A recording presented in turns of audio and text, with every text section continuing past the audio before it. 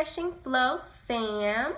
Welcome back to my channel where we are all about positivity, self-development, and all things in that vicinity.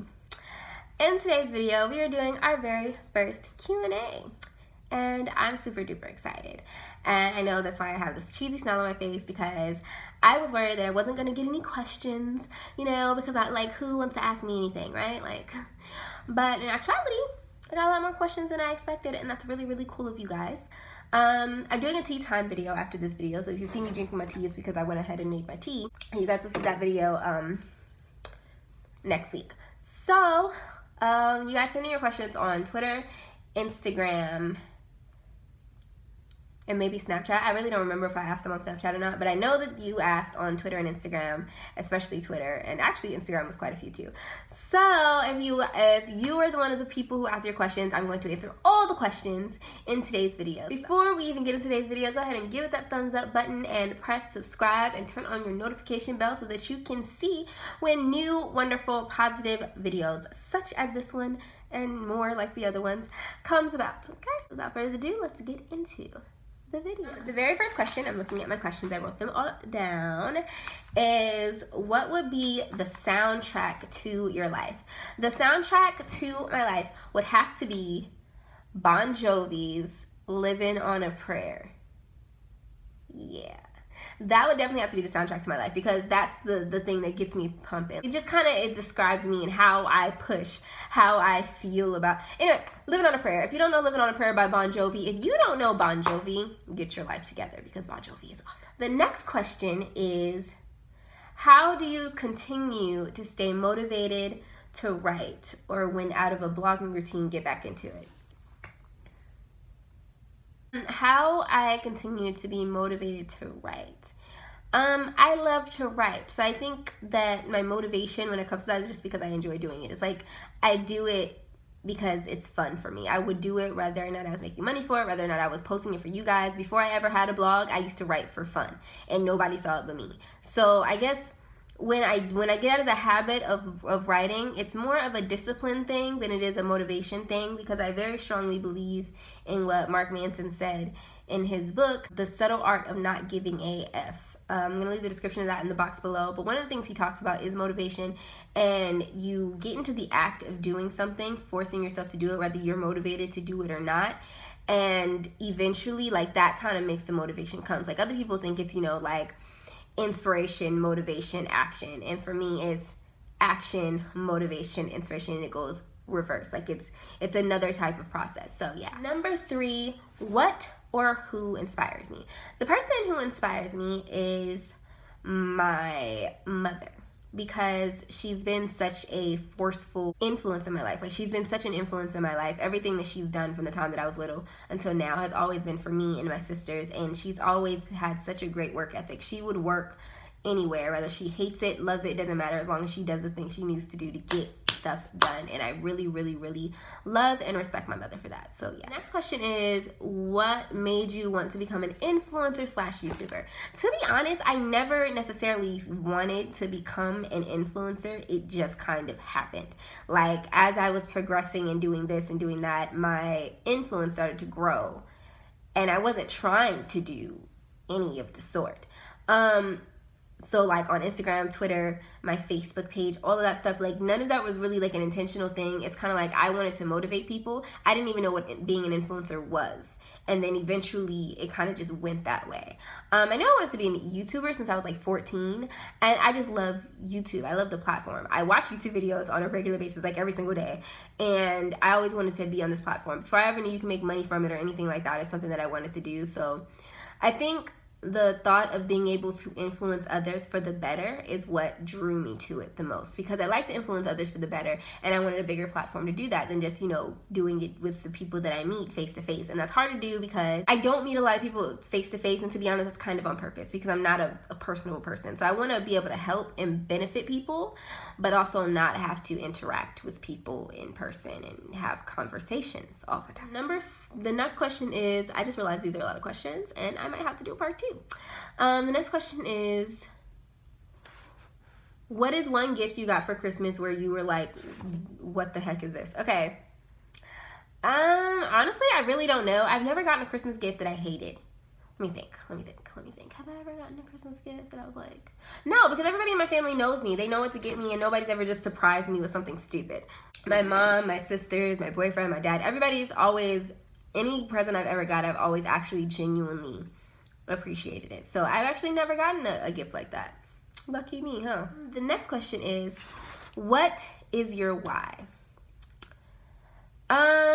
Well, it depends on what you're talking about. But my why for doing my business, my YouTube, my blog, my why really, honestly, is partially you guys and partially the people close to me. I want to help as many people as possible. My purpose in life is to uplift and educate others about how to have a better mindset, how to live your best life. And I also want to show and prove that you can live your best life without compromising who you are as a person. And that is like the biggest thing to me. And that's pretty much my why. I want to show everybody and inspire others that you can make it and you can do it big with hard work, effort, and faith, and you do not have to compromise who you are. You do not have to compromise your belief system in order to do it. You don't have to give in to all the YouTube madness. You don't have to give in to scandalous blog posts. You can do genuine hard work with real stuff and being yourself, no matter who yourself is. You could be a complete weirdo. I promise you, there's an audience out there just for you and your weird self. I'm weird, to be honest. You guys probably don't see the weird side of me, but trust, I'm weird. Ow. The next thing is, when it comes to taking mental breaks from all the work you do, how long is too long? Mental health is super duper important. So taking a mental health break from blogging, entrepreneurship, your job, whatever, is super important. I think the time that it becomes too long is when, and you have to be honest with yourself and you have to be real about it. But I think that the time when taking a break becomes too long is when you realize that your break is no longer about your mental health, but it's about your procrastination and your laziness and your just lack of motivation. If what's keeping you is lack of motivation or just you wanting to be lazy, like you just don't feel like doing something, then that's not a mental health break. That's just you being lazy. If you're starting to feel overwhelmed or like it's affecting how you feel like all the time and you're feeling like cramped or over any of that, then of course a mental break. It doesn't matter how long you need before you feel like yourself again. That's when you start to feel like when you start to feel okay with yourself, then you need to get back to work. You're not supposed to be comfortable. So it's not about that. It's not as soon as you feel comfortable again. No, you need to constantly be in a state of discomfort so that you can be successful. However, there's no time limit. There's no time stance. It's all about you and your mentality. But if you know that you're not really technically doing it for mental health, you're taking this break because you just lazy and you don't feel like doing what you need to do to be successful, then you should probably stop taking a break and get your discipline together. Okay. The next question that I have is, what is the hardest lesson you had to learn in life? The hardest lesson that I had to learn in life is that it doesn't really matter how much you care about somebody or how much you love somebody. That love will not always be returned, and or that person still may not be meant to be in your life. Some people you have to love from a distance. It doesn't matter who they are, what they mean to you. Some people they're not meant to be in your life. And it's not your fault. It's just the way that it is. And that was a hard lesson for me to learn. There's a lot of people who I cared about very greatly that I learned this year and last year that I just couldn't have in my life on a consistent basis. So that's the hardest lesson. Next question is, as a new blogger, what is the easiest way to gain followers? My answer to that question is there is no easy way. There is no easy way to gain followers. The simplest way is for you to engage with others as much as possible. The more you engage, the more people engage with you, and so on and so forth. But there is no easy way. There's no shortcut. There's no simple way. If you're somebody who doesn't like gaining followers or stuff like that, then what you need is somebody who does what I do, which is a social media manager, a social media consultant who can give you the strategy or implement the strategy for you to help you grow your following. If it's not something that is your strong suit or not something that you like, then outsource it. That is what I would tell you to do. But there is no easy way to do it, because trust me when I say that my job can be very, very stressful, trying to help people grow their following and stuff like that, depending on, especially when it's for your business or your brand. There's no easy way. The next question says, What's next on your list for life achievements? Next on my list. That's hard because there's a lot of things that I want to do like right now that I'm working on right now. But I think next on my list of achievement is monetizing this YouTube channel. I've monetized my blog already. Entrepreneur alert. I've went ahead and started my business. I do want to grow my business, of course. I want to grow it, get more clients, blah, blah, blah, blah. But I think my next big achievement that I have on my list is to monetize this channel. I have a long way to go, but it's okay, y'all. We gonna get there, okay? We got this. Then since starting, have you ever felt the need to adjust or change the look, feel, and direction of you and your brand? Kind of. Yes, because when I first started blogging and I first started doing stuff, I wanted to have a lifestyle blog. So, but as time progressed, I realized that I was more into self-development and motivational things than I was into actual just lifestyle topics. So I think that, and I started to realize that I wanted a more cutesy professional look than just the regular WordPress blog that I had. And so I did start outsourcing some things. And so I did kind of want to change it up. Not majorly, because I always...